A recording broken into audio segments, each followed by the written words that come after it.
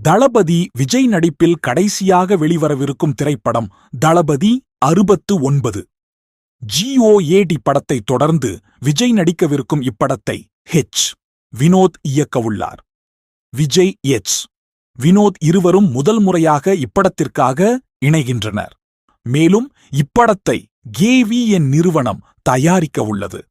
சமீபத்தில்தான் இப்படத்திற்கான அறிவிப்பு வெளிவந்த நிலையில் அடுத்த மாதம் படத்தின் படப்பிடிப்பு துவங்கவுள்ளது.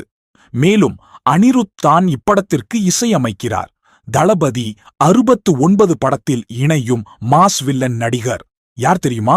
जो popular actor doing pivotal role in Thalapathy 69.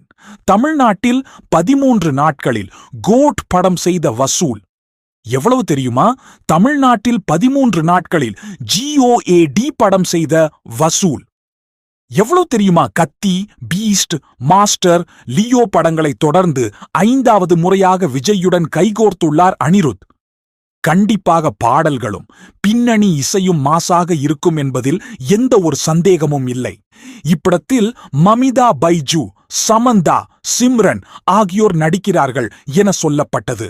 அதேபோல் சமீபத்தில் வெளிவந்த தகவலில் பூஜா ஹெக்டே தான் கதாநாயகி என கூறினார்கள். அதேபோல் படத்தின் வில்லன் குறித்தும் சமீபத்தில் தகவல் வெளிவந்தது.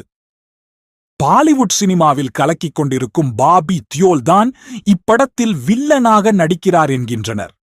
ஆனால் கதாநாயகி மற்றும் வில்லன் குறித்து படக்குழுவிடம் இருந்து அதிகாரப்பூர்வமான அறிவிப்பு வெளிவரவில்லை.